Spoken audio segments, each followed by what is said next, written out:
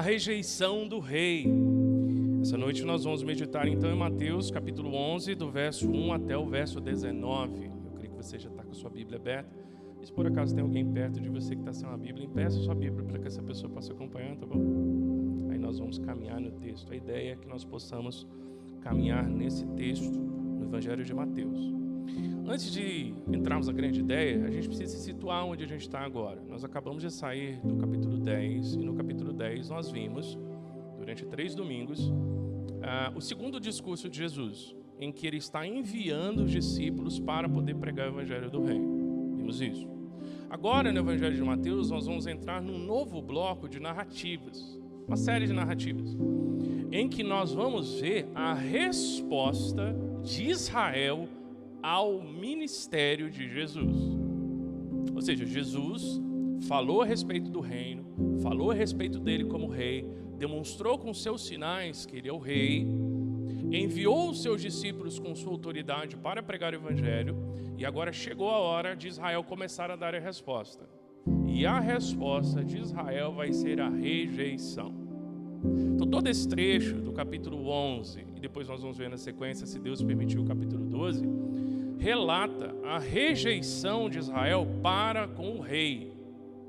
O rei veio, deu os sinais, comissionou os seus mensageiros, seus discípulos, e infelizmente Israel responde rejeitando.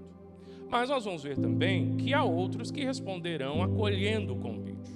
Então acaba sendo a dinâmica da pregação do Evangelho do Reino, porque Jesus ainda envia mensageiros, ainda envia seus discípulos para pregar o Evangelho do Reino, e alguns acolhem e outros rejeitam.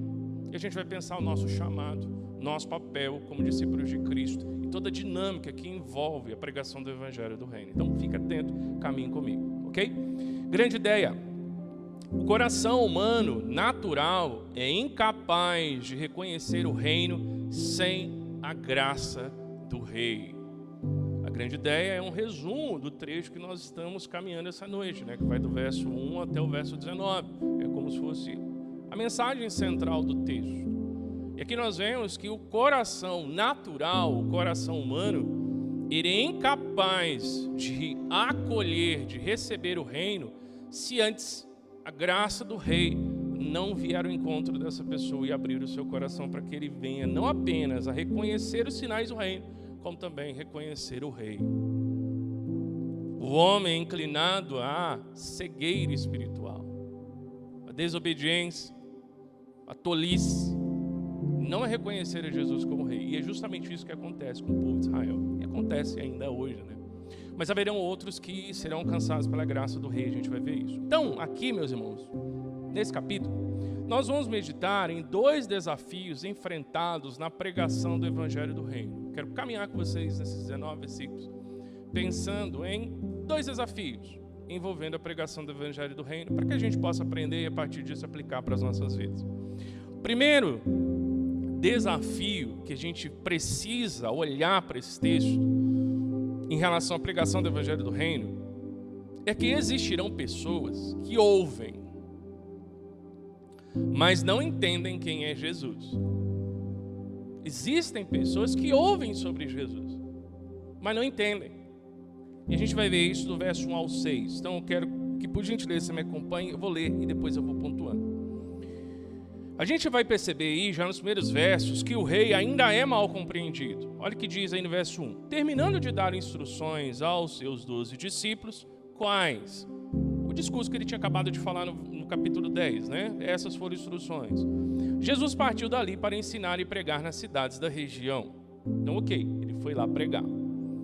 Ao ouvir falar das obras de Cristo, do cárcere, João, esse João aqui é João Batista, tá? João mandou os seus discípulos perguntar a quem? A Jesus. Tu és aquele que deveria vir ou devemos esperar outro? Ou seja, João está preso, Herodes mandou prender João Batista e João Batista teve um lapso de dúvida. É realmente o Senhor que nós estávamos esperando ou é outro? Porque eu estou preso aqui e eu sou um profeta de Deus. Então é mesmo você que nós deveríamos esperar ou é outro? Essa é a dúvida de João Batista. Resposta. Verso 4, Jesus lhes respondeu: ide e contai a João as coisas que ouvis e vedes. E agora Jesus vai citar a Bíblia. Ele vai citar um compilado de textos proféticos do Antigo Testamento que falavam a respeito de como viria o Messias. Os cegos veem, os paralíticos andam, os leprosos são purificados, os surdos ouvem, os mortos são ressuscitados e aos pobres é anunciado o Evangelho. Ou seja, sinais que devem acompanhar o Messias já estão acontecendo. E eles estão acontecendo em cumprimento ao que a Bíblia disse que iria acontecer. Então o que Jesus está falando? Volta lá para João Batista e diz para ele que tudo que foi profetizado a meu respeito está se cumprindo. Os sinais de que o rei e o reino estão presentes já estão acontecendo. Então sim, eu sou aquele que tinha sido profetizado. Eu cheguei, não precisa ter dúvidas. Mas é interessante porque Jesus, ele não responde a dúvida de João Batista fazendo um milagre. Você quer saber se eu sou Messias? Vou fazer um milagre para você ver. Pim! Fez um milagre. Tá vendo? Eu fiz um milagre. Eu sou aquele que foi prometido. Não, ele não responde assim. Como é que ele responde? Citando as Escrituras e mostrando como as Escrituras se cumprem nele. Então a resposta de Jesus é: eu cumpro as promessas de Deus que estão registradas nas Escrituras. É assim que eu cumpro, é assim que acontece. Então é interessante porque João Batista ele tem esse lapso, ele tem essa dúvida. Você veja que até João Batista não entendeu bem quem era Jesus. Até mesmo João Batista não tinha entendido. E precisou Jesus esclarecer a ele, com as Escrituras, quem Jesus era. Aqui nós vemos, meus irmãos, que a fonte fidedigna para entender quem é Jesus e quem é o Messias são as Escrituras. Elas que nos mostram quem é Jesus. É elas que nos mostram quem deveria vir. Não é achismo, porque hoje as pessoas têm as visões mais diferentes sobre quem é Jesus, ou de quem deveria ser aquele que vai salvar os homens. Então as pessoas têm expectativas diferentes sobre tantas coisas, e cada um acha uma coisa. Qual que é de fato o fundamento fiel para nós entendermos quem é aquele que Deus prometeu? As Escrituras. Então isso é muito claro aqui no texto. E na sequência, olha o que ele diz. Verso 6. E bem-aventurado aquele que não se escandalizar por minha causa. O que quer dizer escandalizar? Lá atrás, quando essa palavra era utilizada no nosso idioma, tinha um sentido correto. Mas à medida que o tempo foi passando, escândalo tem o sentido de alguma coisa vergonhosa. Na nossa língua, escândalo, o sentido mais básico e primeiro que geralmente as pessoas pensam, é uma coisa vergonhosa. Você viu que escândalo? O que quer dizer? Você viu que coisa vergonhosa? Você viu, que bafafá, Não sei nem se usa essa expressão mais, mas eu cresci ouvindo isso aí, Que bafafá, que coisa feia. Escândalo tem esse sentido, mas na Bíblia não é esse sentido. Escândalo tem o sentido de ofender. Uma pessoa fica ofendida, ou se desviar. Alguém que se desvia, ou leva alguém a se desviar, ou também tem o sentido de rejeitar. Então aqui Jesus está querendo dizer o seguinte: bem-aventurado, ou seja, abençoado, é aquela pessoa que não se desvia por minha causa, aquela pessoa que não se ofende por minha causa, aquela pessoa que não vira as costas para mim. Essa pessoa é bem-aventurada. E é justamente isso que vai acontecer. Porque a partir do momento em que Jesus continua a pregar, a liderança de Israel e grande parte das pessoas que estão em Israel vão se ofender com Jesus. E vão virar as costas para Jesus. E vão sair dos caminhos. Vão se desviar. Então por isso que a Bíblia diz que Jesus é pedra de tropeço e rocha de escândalo. O que isso quer dizer? Quer dizer que a partir de Jesus, ou a pessoa se acerta ou ela se desvia. Ou ela acha o caminho certo, ou ela trilha o errado. Tem jeito. Jesus é a linha divisória da eternidade de todos os homens. Ou as pessoas entendem quem é Jesus e aceitam Jesus, os termos de Jesus que estão nas Escrituras, e a partir disso encontram o caminho certo, ou as pessoas se ofendem com Jesus, rejeitam a Jesus, tentam dar um jeitinho em Jesus e com isso acabam negando Jesus de fato da Bíblia e acabam se perdendo. Então esse é o ponto. Então a abençoada é aquela pessoa que entender quem eu sou e tomar a decisão de caminhar comigo a partir de quem eu sou. Porque quem não aceitar, infelizmente, está perdido. Basicamente é isso. Aqui é interessante você ver que Jesus ele não está lidando com João Batista como se o João Batista fosse um incrédulo. João Batista é um homem de Deus. Tanto é um homem de Deus que ele está preso por ser fiel. O ponto aqui não é que João Batista não crê em Jesus. Ele cria. Mas nesse momento ele tem dúvida. Ele ainda é imaturo em algumas coisas. Ele não entendeu quem é Jesus em alguns aspectos. É por isso que é a dúvida. Isso mostra pra gente, meus irmãos, uma série de coisas. E eu quero pensar esse texto já aplicando para as nossas vidas. Saber não é sinônimo de entender. Não é. Uma pessoa pode saber de coisas e não entender nada disso. João Batista sabia muitas coisas, mas ele ainda não entendia direito quem era Jesus. E você veja que nós estamos falando de um profeta cheio do Espírito Santo, que tinha sido profetizado por Deus, que seria enviado. A gente vai ver daqui a pouco o texto de Malaquias 3:1 e o último versículo lá do capítulo 4 de Malaquias. Ele tinha sido profetizado, e mesmo esse homem numa situação de pressão, de perseguição, a fé dele é abalada. Ele ainda não está firme em compreender quem é Jesus. Isso nos faz entender que saber não é sinônimo de entender. Entender é diferente. Entender é quando a gente entende quem é Jesus mesmo. Entendeu todos os aspectos, ou pelo menos aqueles principais, para poder pautar a nossa vida a respeito de como devemos viver a partir da pessoa de Jesus. Tem muita gente que sabe quem é Jesus, mas não entendeu quem ele é, por causa das implicações que Jesus traz para as nossas vidas. Jesus não é uma pessoa na qual a gente pode simplesmente virar as costas e achar que está tudo bem. Não está. Porque ele é uma pessoa diferente de todas as outras que já pisou nesse mundo. Ele é um divisor da eternidade de cada pessoa que pisa ou já pisou ou um dia pisará sobre essa terra. Então é importante nós pensarmos nisso. Saber não é sinônimo de entender. E pensando nisso, eu gostaria de compartilhar com os irmãos como anda essa compreensão, para você entender como é que anda a realidade das pessoas saberem ou entenderem quem é Jesus. Esses dados aqui, eles são atualizados. Eu tenho as fontes, enfim, mas eu vou dar já resumido. Qual é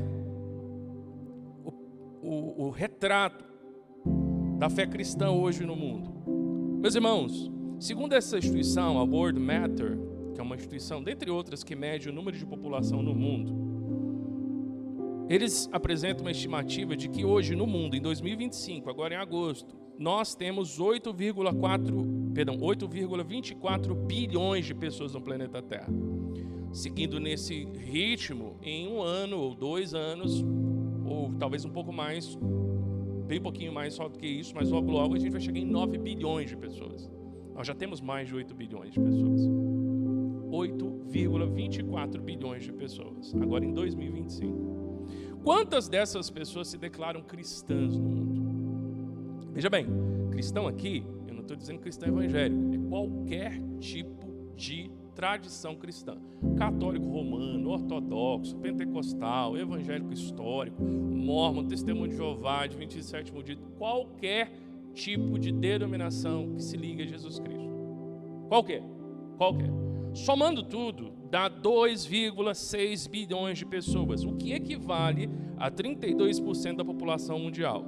Ou seja, 32% da população mundial, de alguma forma, se considera cristã. Certo? Então isso quer dizer o quê? Que a cada 3 pessoas no mundo, mais ou menos, uma se declara cristã. cada 3, uma se declara cristã. No planeta Terra inteiro, nesse exato momento. Tá? Quantas pessoas nunca ouviram nada sobre Jesus? Absolutamente nada. Estimativas também. 3,4 bilhões de pessoas nunca ouviram nada. Ninguém nunca sentou com elas e explicou nada sobre Jesus. É o que a gente brinca, né? Não sabe se Jesus é de comer ou de passar no cabelo. Faz a menor ideia quem é Jesus. Certo? Essa quantidade. O que é isso? Quer dizer que a cada 10 pessoas, 4 nunca ouviram falar de Jesus. Quase metade da população mundial, nunca ninguém sentou com ela e explicou sobre Jesus. Mas não pode, no tempo da internet, 4 a cada 10. Tá? O que isso mostra, meus irmãos? Que muita gente nunca ouviu falar de Jesus. Nunca ninguém sentou com elas, explicou quem é Jesus. Mas eu quero aumentar a nossa percepção sobre isso.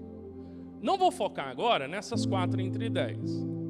Vamos focar nas 6 entre 10. Que de alguma forma deve ter ouvido falar, né? Pressupõe-se isso.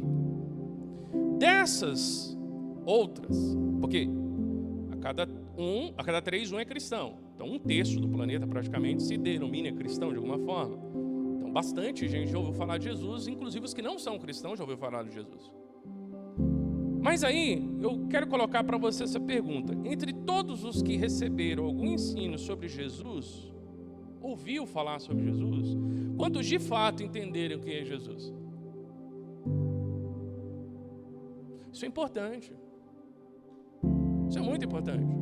Porque se João Batista, numa situação de perseguição, ainda demonstrou que não tinha entendido todos os aspectos do ministério de Jesus Cristo, você acha que é comum pessoas que se denominam cristãs saberem de Jesus, mas não entenderem quem Ele é? Esse é o nosso drama. Muitas pessoas não ouviram falar de Jesus. Isso é uma tragédia. E nós precisamos continuar no avanço da pregação do Evangelho. Fato. Agora, mais desafiador ainda é o fato de saber que um número grande de pessoas ouviu falar de Jesus, mas ainda não entendeu quem Ele é. Porque se 1/3 do planeta é cristão, quer dizer que 1/3 do planeta ouviu falar de Jesus e se declara cristão, em algum tipo de tradição, dentre as várias que existem. Mas será que todo esse pessoal entendeu quem é Jesus? Entendeu quais são as implicações de seguir Jesus? Então isso nos faz pensar muitas coisas. E uma delas é o fato de que mais perdido do que quem nunca ouviu falar de Jesus é quem ouviu e não entendeu. E para mim, mais perdido ainda é quem ouviu, entendeu e rejeitou. Porque a Bíblia diz que a quem mais for dado, mais será cobrado. Então cada um de nós se coloca numa situação perigosa, mas ao mesmo tempo abençoadora, porque nós temos a oportunidade de saber quem é Jesus. E temos a oportunidade de viver a nossa vida pautada no Jesus da Bíblia, o real. Mas quando nós viramos as nossas costas para isso, nós, ao mesmo tempo que somos crentes extremamente abençoados, nós nos tornamos 2 ou 3 vezes culpados. Porque sabemos quem é Jesus, entendemos quem é Jesus, e acabamos jogando todo esse tesouro, essa bênção maravilhosa, que nesse exato momento, mais de 1/3 do planeta não tem acesso. E que se morrer hoje, vai para o inferno. Porque a gente não adianta ficar achando, não, porque era uma pessoa boa, né? Você já deve ter ouvido isso aí. Não.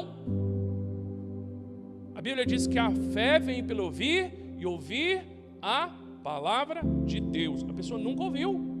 Como é que ela é salva? A Bíblia diz: como ouvirão se não há quem pregue? Como pregarão se não há quem vá? Então não tem como ser salvo.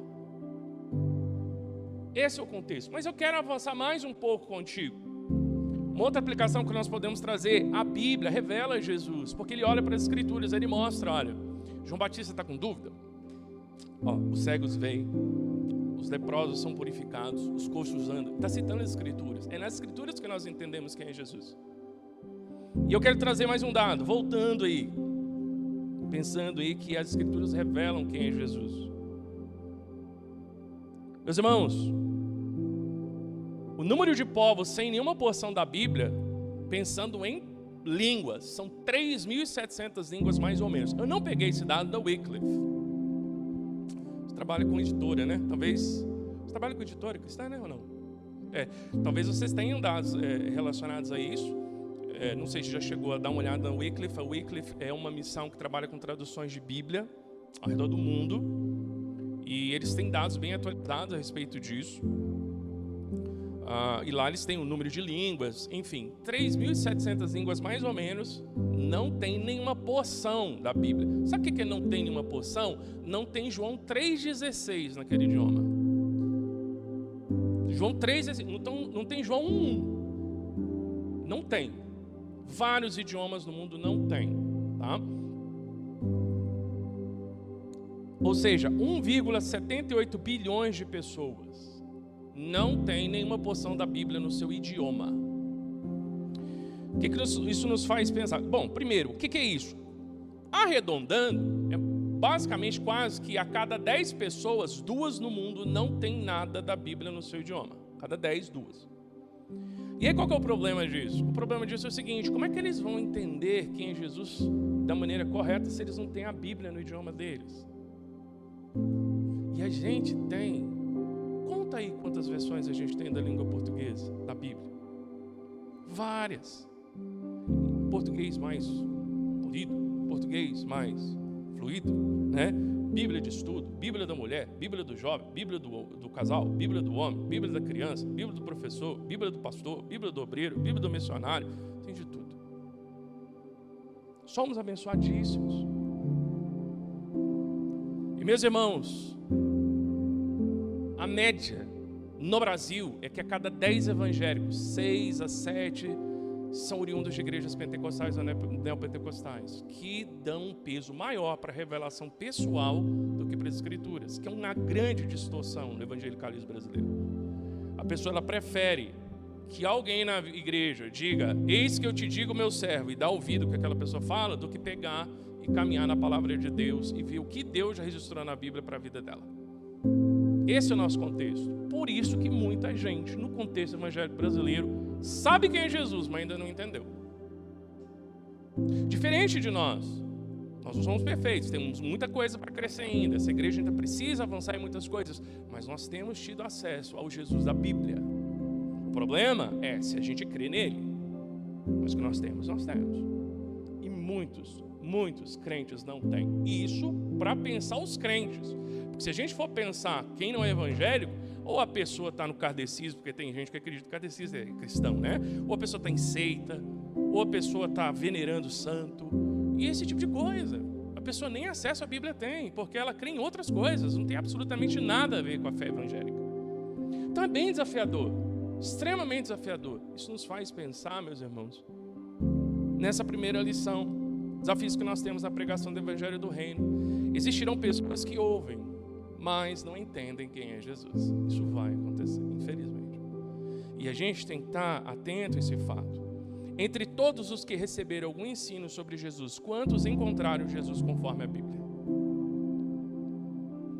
Quantos conheceram Jesus da Bíblia?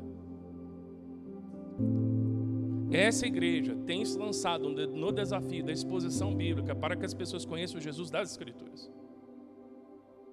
E é nossa responsabilidade responder a isso. Mas nós temos sido abençoados. Você tem a oportunidade de conhecer a palavra de Deus. Deus tem te dado essa bênção que a maioria dos cristãos não tem. E ao dizer isso, eu não estou dizendo que eu sou o melhor pregador do mundo, porque eu estou com plena convicção que eu não sou. Mas o ponto não é esse. O ponto é você estar numa igreja, e graças a Deus que tem surgido outras, mas você está numa igreja em que o texto da palavra de Deus é exposto e você tem a oportunidade de aprender a palavra de Deus. Muita gente, a maioria, não tem acesso a isso. E por isso, muita gente até sabe quem é Jesus, mas não entende quem ele é. Não entende.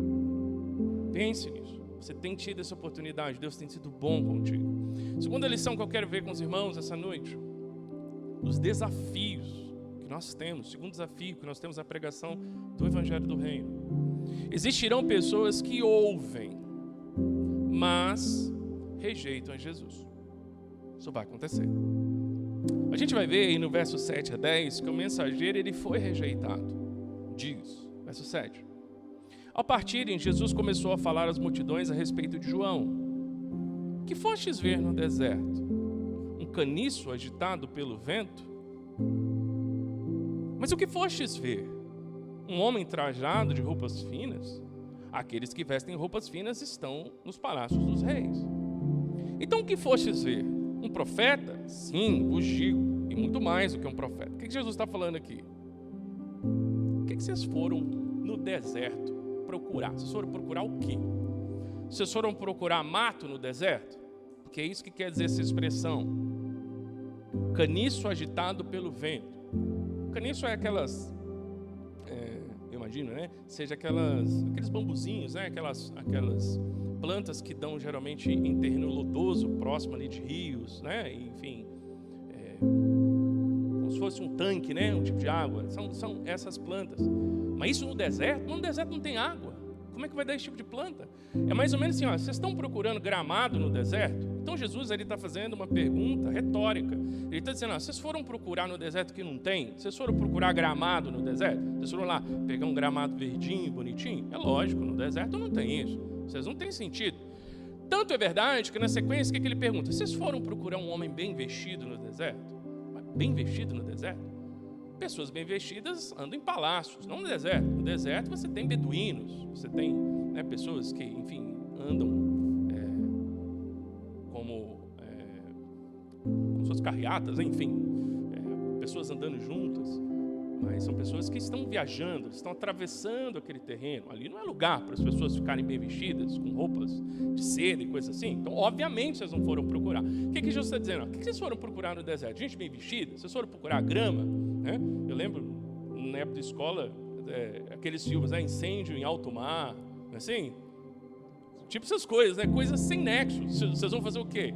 Vocês vão procurar esse tipo de coisa no deserto? É claro que não. Vocês foram procurar o quê no deserto? Vocês foram procurar um profeta.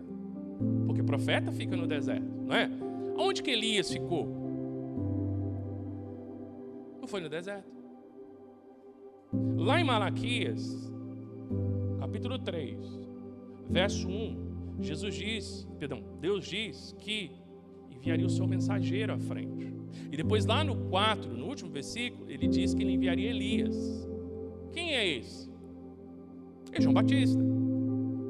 Elias não fugiu para o deserto várias vezes? Várias vezes. Então o que eles foram procurar no deserto? Eles foram procurar um profeta. É isso, vocês foram procurar um profeta. Foram. E de fato, ele diz isso aí, no verso 9. E muito mais do que um profeta. Olha o que Jesus assevera sobre João Batista. Apesar de João Batista ter essa incompreensão parcial sobre quem é ele, Jesus reconhece o ministério e a fidelidade de João Batista. Porque ele diz no verso 10... Este é aquele de quem está escrito: estou enviando à tua frente o meu mensageiro que preparará o teu caminho diante de ti. Malaquias 3:1. Ele está citando as escrituras de novo. Ou seja, ele é aquele que eu vou enviar. João Batista foi chamado por Deus para cumprir esse papel. Então o que a gente vê? Que eles foram atrás do profeta. Mas aí na sequência diz: em verdade vos digo que entre os nascidos de mulher não surgiu outro maior que João Batista, mas o menor no reino do céu é maior do que ele. Esse é um versículo difícil, tem uma série de, interpretações sobre isso, mas a ideia é que se João Batista já era um homem grandioso frente ao seu ministério, seu chamado por Deus, Jesus está dizendo, mas quem participa do reino está numa posição de mais honra e privilégio do que João Batista, porque já participa do reino. Então Jesus aqui está mostrando que a realidade do reino é maior do que aquele que veio prenunciar o reino. É isso que ele está dizendo. O reino, ele é mais glorioso e quem participa dele está numa posição de maior honra do que aquele que vem prenunciar, vem anunciar a chegada do reino. Então ele continua asseverando que João Batista é um homem chamado por Deus. E na sequência ele vai dizer aí no 12: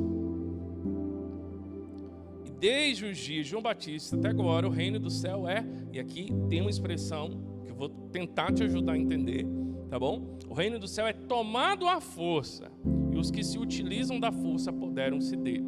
A maneira como Mateus escreve aqui não ajuda muito a gente a entender. É estranho para a gente, mas eu vou te ajudar. Entenda assim, ó. Esse versículo, Jesus está querendo dizer o seguinte: o reino do céu é tomado à força, quer dizer que o reino do céu, ele avança de uma forma em que ele não pode ser parado. Aqui Jesus está se referindo ao fato de que o reino, ele vai avançando com a sua força imparável. E mesmo que os homens tentem se opor, ninguém consegue parar o reino de Deus. Tanto é verdade que na sequência a gente também tem uma fala de Jesus que para a gente é estranha. Talvez se você tiver com alguma versão um pouco mais moderna na tradução NVT, talvez NTLH, ajude nesse sentido. Mas as nossas versões Almeida confundem um pouco. É o que ele diz: e os que se utilizam da força apoderam-se dele. Qual o problema que muitas das vezes é cometido nesse versículo? Dá a ideia de que a pessoa ela tem acesso ao reino de Deus pelo próprio esforço. E aqui é que eu preciso fazer essa correção. Porque se a gente lê assim, então quer dizer que o reino do céu, ele é obtido a partir do esforço pessoal de uma pessoa. Porque é tomado à força. Não é isso que está dito no seu texto? O reino do céu é tomado à força, e os que se utilizam da força apoderam-se dele. Ou seja, então quer dizer que você tem que fazer uma grande força para poder herdar o reino dos céus. Você só entra no reino se você fizer muito esforço. Então muitas das vezes a gente lê esse versículo assim, mas a ideia aqui, o tomado à força, ou seja, os que se apoderam, quer dizer as pessoas que se opõem ao reino. Então vamos lá, vamos juntar essas duas partes. Jesus está dizendo, o reino de Deus avança com força. E ele não pode ser parado. Mas, enquanto isso, há pessoas que se opõem a ele. E tanto é verdade que ele está querendo dizer isso, que quem se opõe ao reino de Deus nesse momento é Herodes, porque Herodes prendeu João Batista. Ele não consegue impedir que João Batista pregue e tenha discípulos. E que esses discípulos continuem a pregar. Eles não conseguem impedir que Jesus pregue. Mas de alguma forma eles tentam frustrar os planos. Eles tentam parar o reino de Deus. E como é que eles estão tentando fazer isso? Prender João Batista, depois perseguindo Jesus, depois perseguindo os discípulos. Então sempre haverá essa tensão entre o avanço do reino de Deus e a oposição dos reinos desse mundo, tentando impedir o avanço do reino de Deus. Essa é a dinâmica. Então o que Jesus está querendo dizer aqui? Com tudo isso que ele está falando, olha, eu vou dizer para vocês, João Batista foi um homem que de nascido de mulher não teve maior.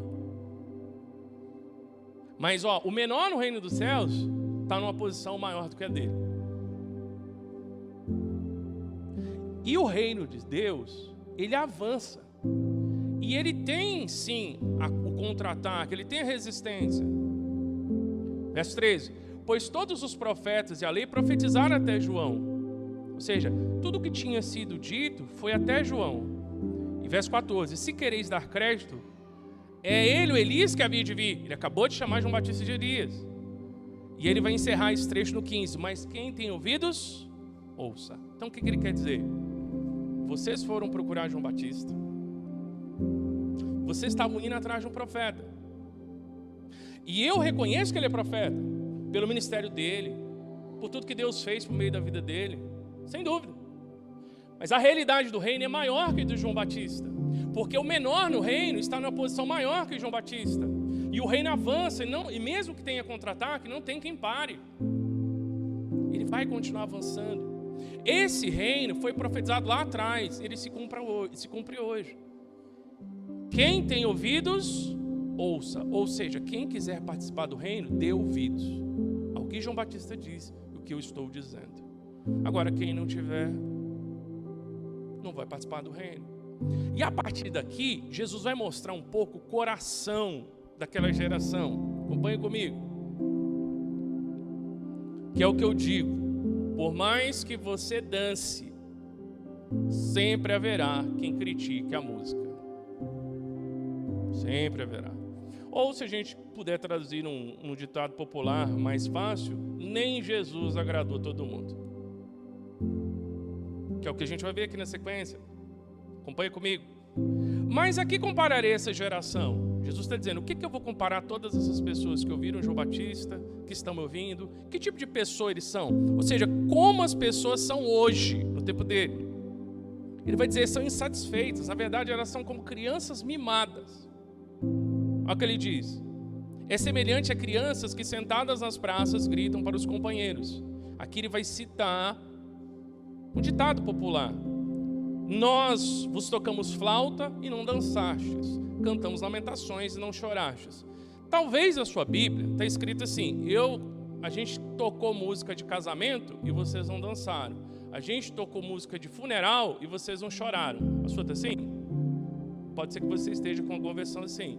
Porque é isso que quer dizer, tocamos flauta e cantamos lamentações. Ele está usando um ditado popular. É mais ou menos assim, pensa assim, um grupo de crianças está reclamando com outras.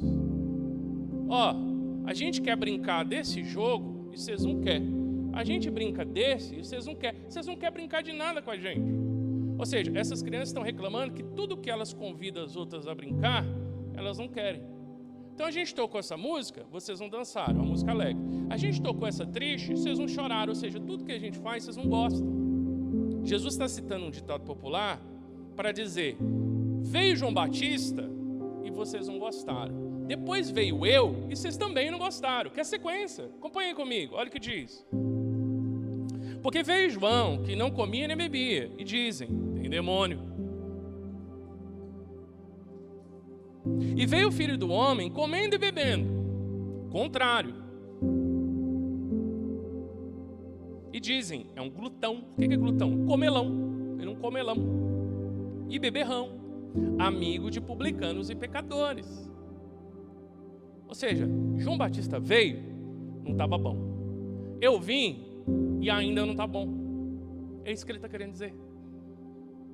Então Jesus ele fala a respeito de quem é João Batista, fala a respeito do reino e termina o trecho dizendo, quem tem ouvidos para ouvir, ouça.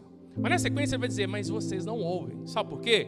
Porque João Batista veio e não estava bom para vocês. E eu vim e também não está bom para vocês. Então não importa quem vir, nunca está bom para vocês.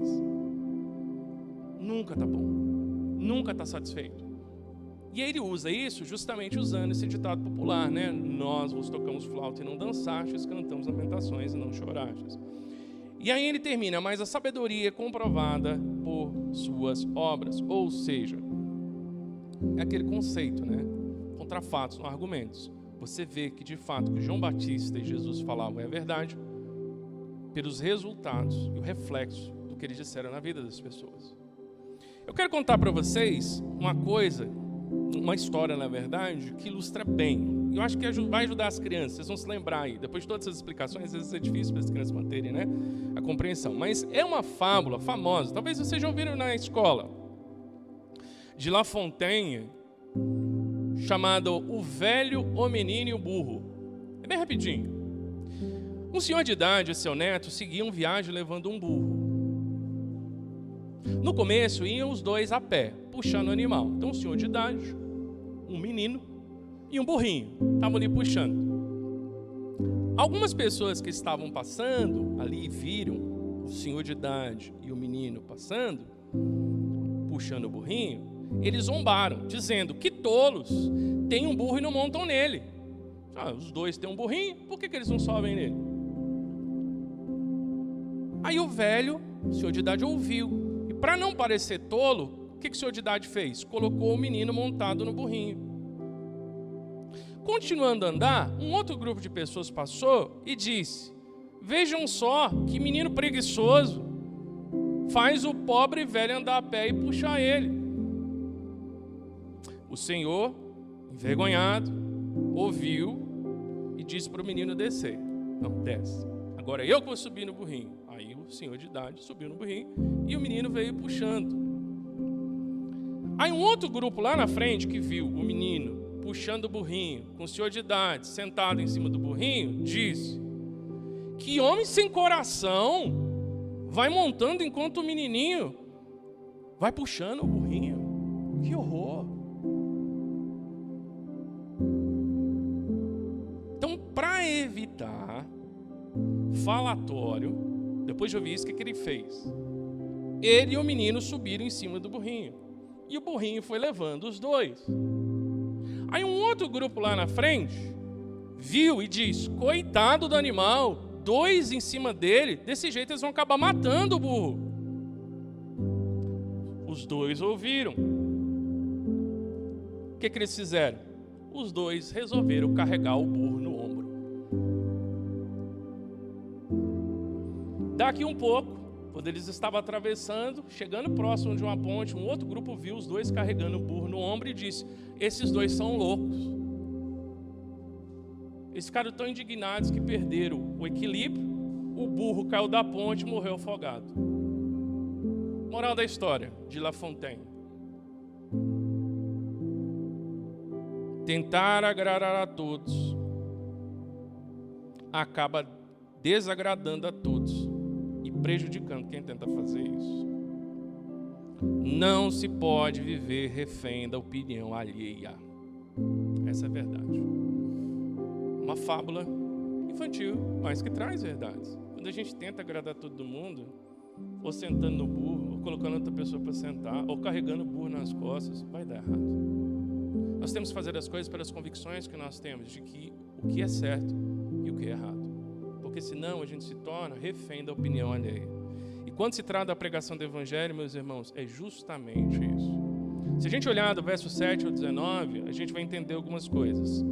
As pessoas, elas sempre vão querer ir atrás de novidades. Elas foram atrás de João Batista porque acharam diferente um profeta no deserto. Aí daqui a pouco não gostou de João Batista. Depois elas foram atrás de Jesus porque acharam diferente o jeito de Jesus. Inclusive viram sinais. Mas daqui a pouco eles vão rejeitar a Jesus também.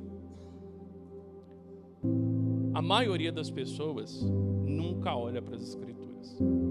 Tanto no tempo de Jesus quanto hoje.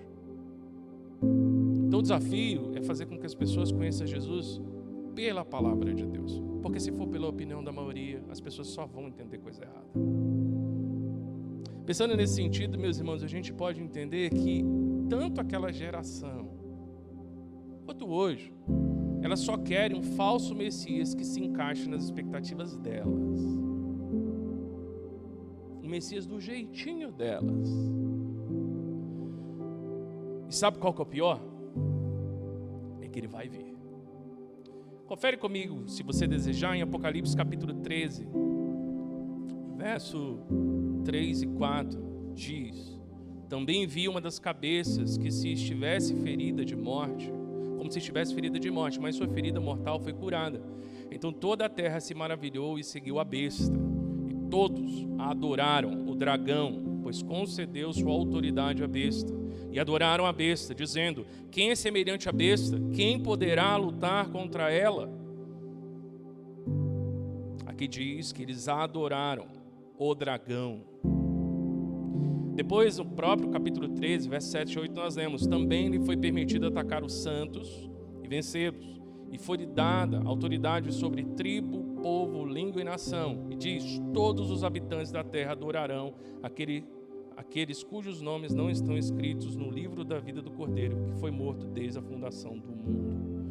Ou seja, elas adorarão o besta, o falso profeta e o anticristo. Se você der uma olhada lá em Mateus capítulo 24, versículo 24, diz: porque surgirão falsos cristos e falsos profetas, que realizarão grandes sinais e milagres, a tal ponto que, se fosse possível, enganaria até os escolhidos.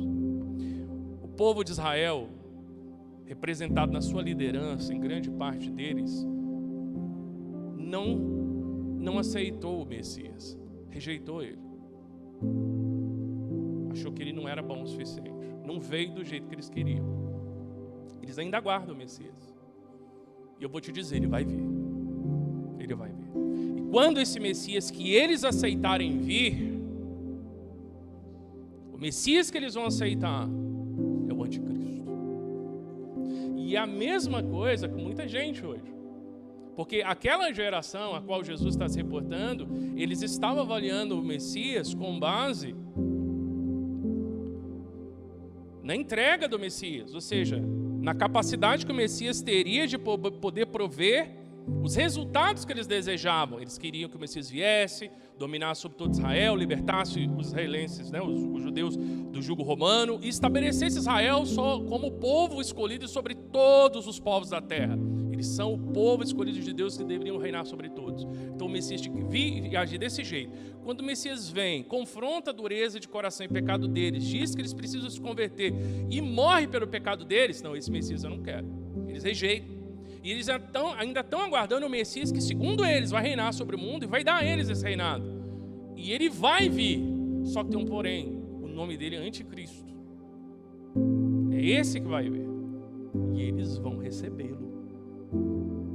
Hoje, as pessoas que querem o Messias com base na performance, o Messias que resolva os problemas da vida delas, muito provavelmente, se o Anticristo já estivesse, né, agindo de maneira plena aqui, elas aceitariam, porque ele entrega resultado.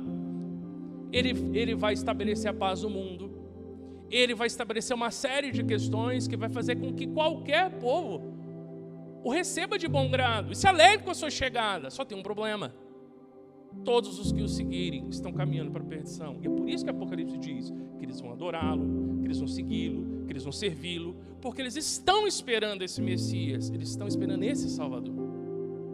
E cada coração que quer um Messias segundo o seu jeitinho, acaba de certa forma mostrando o desejo de ter um Messias segundo a sua necessidade. Jesus não veio para suprir as nossas necessidades, ele veio para nos salvar. Ele é o nosso Salvador. Quem não precisa de Salvador não vai buscar Jesus, porque Jesus, ele é um Salvador. Ele não é um faz-tudo, ele não é um resolve problema, e muita gente não entende isso. Sabe quem é Jesus, mas não entende que ele não é isso. Não é esse tipo de pessoa. Jesus veio para nos salvar, meus irmãos. O Anticristo vai entregar os resultados desejados, só que por um alto preço. Por isso que Jesus diz: quem tem ouvido para ouvir, ouça. Porque senão vai acabar acreditando num falso Cristo, que nós conhecemos na palavra de Deus como o Anticristo. Pensando esse trecho para as nossas vidas, algumas coisas. Primeiro, as pessoas, elas estão em busca de um ajudador, não de um salvador. Qual a diferença? O ajudador, ele me auxilia a lidar com os meus problemas e ser bem-sucedido. Pastor, mas Jesus não falou que ele vai nos ajudar? Vai, falou. Mas então ele é meu ajudador. Então, mas no quê? No que ele é meu ajudador? Ele vai me ajudar se eu segui-lo como discípulo, se eu servi-lo como servo, se eu servir ao reino, se eu pregar o evangelho, aí ele vai me ajudar. Só que quando as pessoas pensam em ajudador, não é isso. Ajudador é: você vai resolver o meu problema, eu tô com esse pepino aqui, você vai me ajudar a descascar, eu tô triste, você vai me alegrar. É esse tipo de ajudador que as pessoas estão procurando. Só que eu quero te dizer que Jesus não é esse tipo de pessoa. Ele nunca disse que veio para isso. Quando ele diz: vinde a mim, todos vós que estáis cansados e sobrecarregados, e eu vos aliviarei, a sobrecarga que ele estava dizendo não é a tristeza do seu coração e os problemas que você tem, que ele vai fazer você se sentir melhor, como se Jesus fosse um ansiolítico, ou como se ele fosse um Zopidem que você toma para dormir. Não é isso. Jesus, quando ele diz que nós precisamos buscá-lo e encontrar ali para a nossa carga, é a carga do pecado, é a carga da condenação, é a carga da escravidão do pecado. São aquelas pessoas que estão presas no seu pecado, estão caminhando para a perdição, estão escolhendo as consequências da sua desobediência e precisam ser livres da escravidão do pecado. É esse tipo de alívio que ele prometeu. Em nenhum lugar das Escrituras Deus promete que vem para o seu povo para a sua felicidade egoísta. Não existe isso na Bíblia. Quando Jesus diz que vem para trazer alívio, é para aqueles que entendem que são perdidos, que estão caminhando para o inferno eterno, uma condição de terror sem fim. É o que está na Bíblia, não é a posição da igreja batista, ou de crentes fundamentalistas, que geralmente é assim que nos chamam. Não é isso, é o que está na Bíblia. O homem está perdido. Se você não entende que você está perdido, você não precisa de Salvador. Você não precisa, você não está perdido. Agora, quem está perdido, quem está condenado, a pessoa que crê, entende, que está perdida, que vai para o inferno, essa pessoa precisa conhecer a Jesus, porque Ele é o nosso único e suficiente Salvador. Não tem nenhum outro no qual importa que os homens sejam salvos. Não há nenhum outro no qual o homem não possa ter certeza da sua salvação. Ele morreu pelo meio do seu pecado. Você imaginou o Filho de Deus, em toda a sua glória e majestade, se encarnar, ter que habitar nesse esgoto espiritual que é o mundo, para pregar uma mensagem de convite, arrependimento e participação nesse reino eterno, para fazer a gente ser feliz. Que tipo de evangelho é esse que os evangélicos estão acreditando? Por isso que eu digo, muita gente sabe que é Jesus, mas não entendeu quem Ele é. Jesus não é aspirina para os problemas de toda a nossa vida. Jesus é o nosso Salvador, e quem não precisa de Salvador não vai encontrar nenhuma necessidade em Jesus. Agora, se você entende que você está perdido, está perdida, que se você fechar o olho hoje, o que te espera é a condenação eterna, você precisa de Jesus hoje. Hoje. Porque você não sabe se você tem um amanhã. É para isso que Jesus veio. E nesse processo Ele nos ajuda, nos fortalece, nos levanta, nos encoraja, nos livra, nos capacita, dá propósito para a nossa vida, enche o nosso coração de alegria, faz a gente vencer a depressão, a tristeza, a ansiedade, o desespero, a vontade de acabar com a própria vida. Muitas coisas Ele faz, mas tudo isso dentro do propósito de nos levar a servir ao Rei e ao Reino. O que tiver fora disso é autoilusão, ou causada por si, ou provocada por outro, porque na Bíblia não tem nada disso. E esse que é o grande problema. As pessoas, elas não conseguem entender quem é Jesus, e muitas das vezes não entendem porque não querem. Não querem. As pessoas querem um ajudador, elas não querem um salvador. Ajudador é quem me ajuda a resolver os meus problemas e a ser bem sucedido. Salvador é quem me salva da condenação. Jesus veio nos salvar da condenação. Se você não se vê como condenado, contrário ao que a Bíblia diz, caso você não tenha Cristo como seu Senhor e Salvador e único e suficiente, não faz nenhum sentido o Evangelho mesmo. Nenhum. Mas sabe qual a boa notícia nisso tudo, meus irmãos? O que faz, assim, nos encoraja a continuar pregando o Evangelho, ficarmos firmes, falarmos de Jesus para as pessoas, mesmo em todo esse contexto de má compreensão, rejeição, né? Essa história de pessoas que não gosto disso, não gosto daquilo, não gosto daquilo acolá, isso vai ter mesmo. Mas o que nos encoraja é o fato que, por mais que hajam pessoas que não entendem, há muita gente que não entendeu, ou até mesmo pessoas que rejeitam, que há também muita gente que rejeita, também haverá aquelas que ouvirão, crerão, e a sua vida vai indicar isso. Jesus diz: quem tem ouvidos para ouvir, ouça. Então quer dizer que tem gente que tem ouvido para ouvir. Quantos são? Não sabemos, mas tem gente que tem. E por esses que tem, eu estou aqui nesse momento. E você também tem de estar. Porque haverão aqueles que terão ouvidos para ouvir. Agora, que as pessoas rejeitarão, rejeitarão. Que as pessoas criticarão, criticarão. Que as pessoas não concordarão, sem dúvida. Rejeitaram João Batista, porque ele não era bom o suficiente. Rejeitaram Jesus, porque ele não era bom o suficiente. Eles nos rejeitaram também. Mas não tem problema. Quem tem ouvidos para ouvir, ouça.